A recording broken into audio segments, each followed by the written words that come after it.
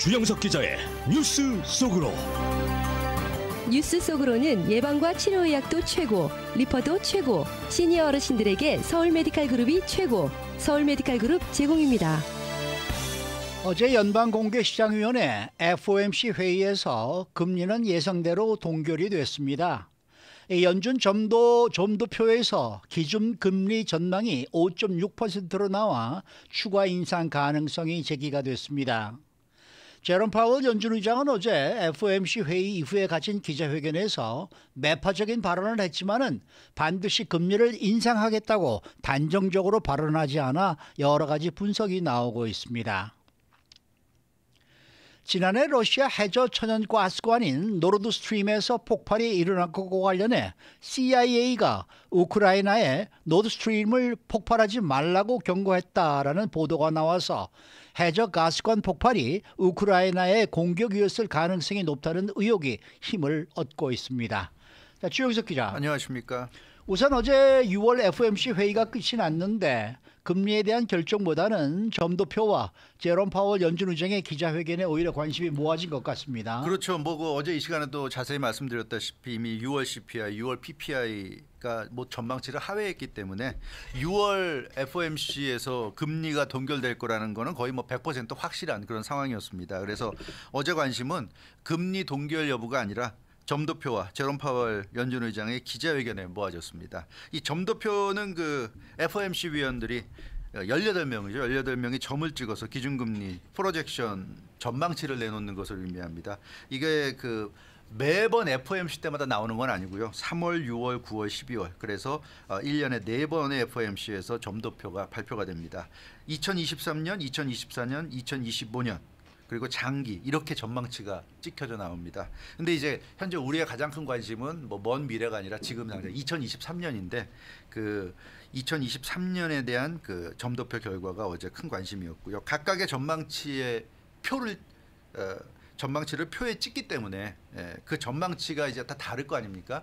그게 이제 평균치가 나오죠. 그 평균치가 앞서 말씀하신 대로 5.6%로 나왔습니다. 그리고 이 기자회견은 항상 FOMC 회의가 끝나면 연방준비제도 의장이 기자회견을 하면서 앞으로의 그 정책 방향에 대해서 설명하기 때문에 관심이 집중되는 그런 상황이죠. 그래서 어제도 금리 동결은 누구나 다 알 수 있는 내용이었고 결과적으로 점도표와 기자회견이 핵심이었다고 말씀드릴 수 있겠습니다. 그런데 어제 일단 점도표가 시장에 큰 충격을 준 셈이 됐네요. 네, 그렇죠.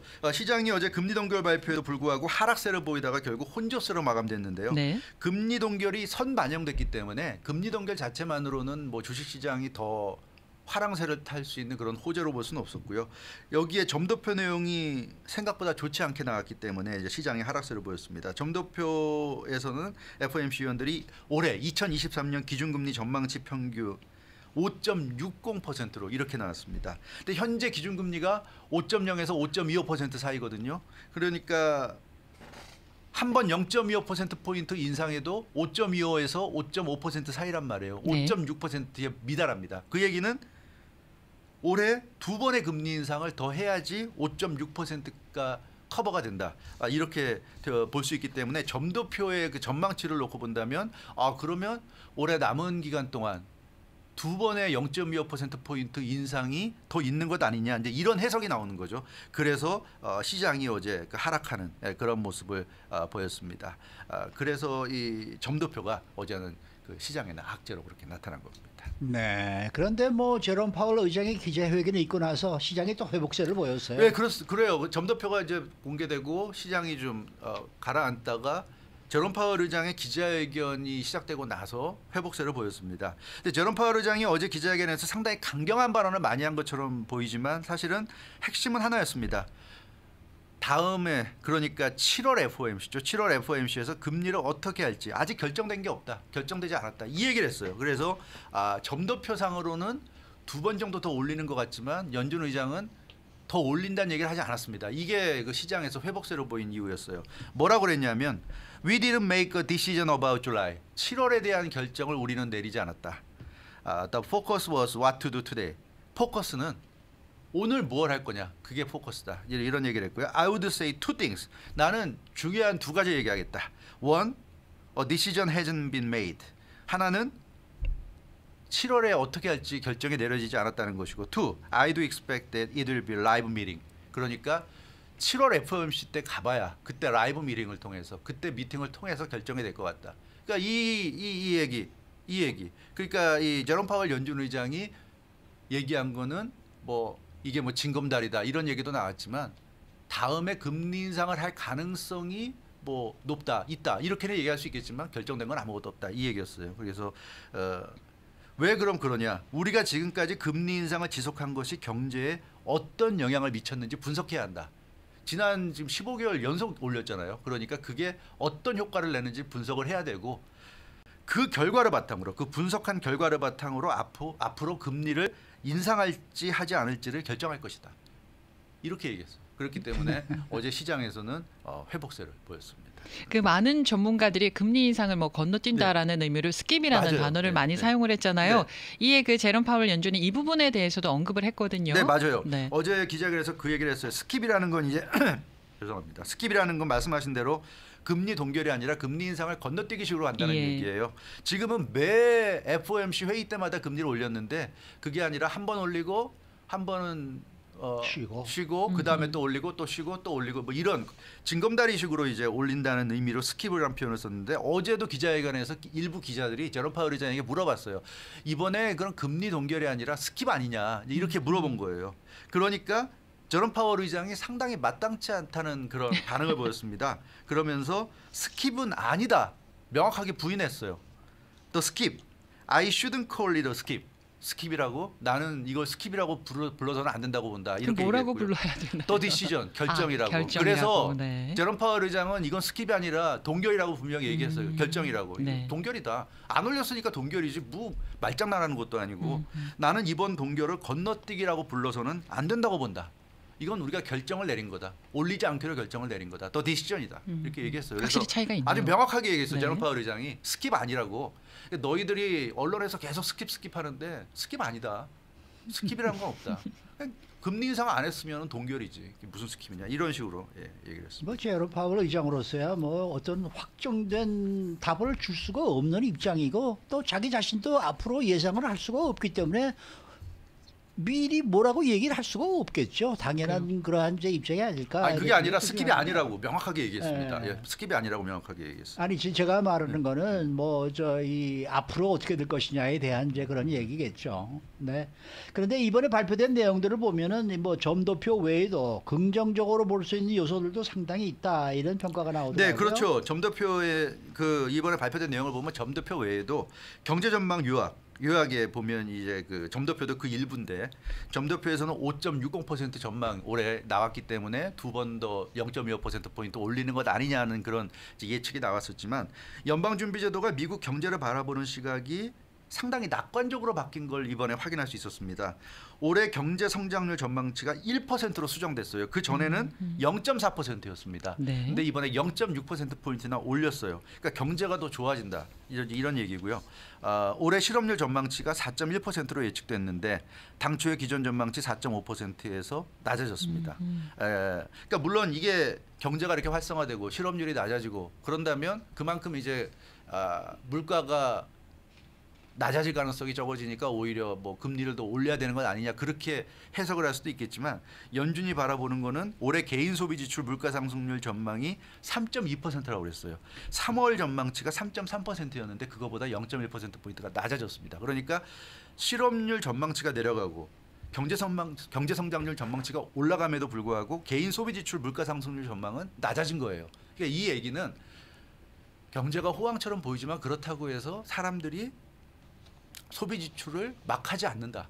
그러니까 가격이 그렇게 막 오를 가능성이 심각하진 않다. 뭐 이렇게 볼 수 있는 그런 여지를 보였기 때문에 어찌 됐건 이번에 그 내용 점도표만 5.6%로 나왔기 때문에 앞으로 두 번 더 올리는 것 아니냐는 그런 예측을 많은 언론들 전문가들이 좀 내놓고 있지만 그러나 현실적으로 볼 때는 꼭 반드시 그렇게 볼 필요는 없다는 얘기고요. 사실 언론들이 헤드라인 같은 거 뽑을 때 앞으로 기준금리를 올해 두 번 더 올릴 것 같다. 이런 식으로 뽑으면 굉장히 센세이셔널 하잖아요. 이제 그런 차원에서 그런 식으로 이걸 좀 보도를 한 것 같은데 언론 전문가들이나 또 시장에서는 이걸 좀 더 그렇게 바라보기는 좀 어렵지 않느냐 이제 이런 예상도 나오고 있습니다. 그러면 다시 말하면은 점도표에서 그 기준금리 예측치가 5.6%로 높게 나온 거를 제외하고 나면 연준이 금리 인상을 계속 해 나가야 한다라고 볼 수 있는 근거는 없는 거네요. 별로 없는 거죠. 굳이 네. 근거를 따지자면 말씀드린 대로 실업률 전망치가 낮아진 거, 경제 네. 성장률 전망치가 높아진 거, 그래서 경제가 좋으니까 좀 더 경제를 눌러야 된다 이렇게 생각할 수는 있는데, 그러나 이제 시장이 바라볼 때는 또 상당수 전문가들이 바라볼 때는 연방준비제도가 이번에 좀 블러핑한 것 아니겠느냐. 그러니까 블러핑이라는 건 뭐 우리가 알잖아요. 카드 칠 때 좋은 패가 없는데도 좋은 패가 있는 것처럼 속임수를 쓰는. 그래서 점도표에서 좀 세게 얘기했다. 그거는 연준이 설사 앞으로 금리를 더 올릴 그럴 계획이 없다 하더라도 고지곳대로 이제 우리는 금리 올릴 만큼 올렸으니까 안 올립니다. 이렇게 얘기하면 또 아직 완전히 연준이 목표로 하는 2%까지 인플레이션이 내려가지 않은 상황에서 혹시라도 뭐 소비가 증가한다거나 이래서 물가가 잡히는 것이 좀 늦어진다거나 이럴 가능성이 있다는 점에서 연준이 좀 블러핑을 한 걸 수 있다. 이제 그런 얘기고요. 제롬 파월 연준 의장도 앞서 말씀드린 대로 7월에 금리 인상을 한다고 결정한 적이 없다고 분명하게 언급을 했어요. 그렇기 때문에 점도표는 어디까지나 참고고요. 점도표에서 이렇게 나온다고 해서 100% 점도표대로 가는 건 아닙니다. 어디까지나 전망치고 실제로 경제 상황이 전망치와 다르게 올라가면 그럼 또 점도표 내용도 바뀔 수 있어요. 점도표가 이제 6월께 나왔으니까 이제 언제 이제 나옵니까? 9월에 나오죠. 9월 FOMC 때 점도표가 또 발표될 텐데 그때 경제 상황에 따라서 점도표가 달라질 수 있어요. 지금 5.6%인데 예를 든다면 그때 가서 뭐 5.3이 나올 수도 있고 그건 알 수 없는 겁니다. 그렇기 때문에 점도표가 이렇게 나왔다고 해서 100% 두 번 더 올린다 그렇게 볼 수는 없지 않느냐 싶습니다. 그래서 전문가들은 지금 같은 인플레이션 상승폭 하락 추세가 계속된다면 금리 동결이 계속될 수 있다 이런 관측을 하고 있고요. 결국 관건은 앞으로의 경제 지표 물가 추이라고 볼 수가 있겠습니다. 그래서 제롬 파월 연준 의장도 지금으로서는 단정적으로 얘기하기 어렵다. 그래서 7월 25일, 26일, 7월 말에 FOMC가 열리기 때문에 그때까지 계속 상황을 지켜볼 것으로 보입니다. 그러니까 확실한 건 연준이 올해 두 번 더 금리 인상을 한다는 건 확정된 건 아니란 얘기예요. 그거는 뭐 전혀 그렇게 생각해서는 안 될 것 같습니다. 네. 가능성은 있다. 그 정도로 생각하면 될 것 같아요. 그럴 가능성은 있다. 그러나 반드시 그렇게 한다는 건 아니고 그럴 가능성은 있다. 이 정도로 생각하면 될 것 같습니다. 자, 다음 소식입니다. 지난해 러시아와 유럽을 잇는 해저 천연가스관 노르드 스트림이 갑작스럽게 폭발했는데 이게 우크라이나의 소행일 것이다. 이런 보도가 나왔어요. 그렇죠. 최근에 월스트리트저널이 미국 정부 관계자들의 말을 인용해서 보도했는데요. 노르드 스트림 해저 천연가스관 폭발과 관련해서 미국 정보당국이 우크라이나에게 경고했다는 그런 내용입니다. 뭘 경고한 거예요? 네, 이게 그 작년 6월에 CIA가 우크라이나에 경고했다는데요. 그 경고 내용이 뭐냐면 노르드 스트림을 파괴하지 말라는 겁니다. 그러니까 CIA가 우크라이나에게 야 너네 노르드 스트림 파괴하지 마 이렇게 경고를 했다는 거죠. 이게 월스트리트저널의 보도 내용이고요. 그래서 이 CIA의 정보망에 우크라이나가 노르드 스트림을 파괴하려는 그런 움직임을 하고 있다는 게 포착이 됐다는 거고요. 그래서 CIA가 경고했다. 그래서 이 보도가 사실이라면 뭐 이 보도 내용대로라면 네, 우크라이나가 가스관을 폭파시키지 않았나 뭐 이렇게 볼 수도 있을 것 같습니다. 아니 근데 어떻게 알게 된 거예요, 월스트리트저널은? 월스트리트저널은 그 잭 테세이라 이병 그 기억 나시죠? 바로 얼마 전에 기밀 문서를 공개해서 파문을 일으켰죠. 네. 이 잭 테세이라 미 공군 소속 일병이 그 각종 그 정보를 담당하면서 기밀 문서를 보관하다 그걸 이 폭로했는데 유출시켰는데 그 내용에 나온 내용이 그 문서에 나온 내용입니다. 그 문서에 보면 CIA가 폭발 일어나기 3개월 전에 우크라이나가 노르드 스트림을 공격하려는 것을 파악했고 그것을 경고했다는 거죠. 그럼 CIA는 어떻게 알았느냐? 동맹국인 네덜란드 정보기관으로부터 이 정보를 첩보를 입수를 했다고 합니다. 그래서 우크라이나 특수부대가 이 노르드 스트림을 공격하려고 계획을 세웠다. 그래서 이것을 CIA가 경고했다. 이런 내용이 되겠습니다. 근데 우크라이나는 자기들하고 무관하다 이렇게 계속 주장을 하잖아요. 있죠. 지금도 인정하지는 않고 있어요. 네. 인정하지 않고 있고 그 부분에 대해서는 뭐 조사가 이루어지지도 않고 있기 때문에 우리가 알 수 있는 부분은 없습니다. 그러나 예전에 한번 제가 이 시간에 말씀드렸던 것처럼 러시아에게 중요한 자산이잖아요. 러시아 천연가스를 유럽까지 공급하는 가스관이기 때문에 이걸 러시아가 자작극으로 폭발시켰다고 그 당시에 폭발이 일어났을 때 그런 주장들이 나왔었는데 그건 좀 말도 안 되는 얘기고요. 러시아가 자기들한테 좋은 걸 왜 폭발시킵니까? 그래서 그거는 아무리 봐도 이해할 수 없는 부분이고 이 우크라이나가 관련이 있지 않을까 하는 의혹이 좀 커지고 있는데 그러나 뭐 본인들은 인정하지 않고 있고 또 확실한 증거도 지금 뭐 없기 때문에 지금으로서는 네. 여전히 미스터리다 이렇게 말씀드려야 될 것 같습니다. 네. 자, 이 인사하고 보내드릴까요, 우리 주영석 기자? 그럴까요? 네, 수고 많으셨습니다. 네, 감사합니다. 주영석 기자였습니다. 뉴스 속으로는 예방과 치료 의학도 최고, 리퍼도 최고, 서울 메디칼 그룹 제공이었습니다.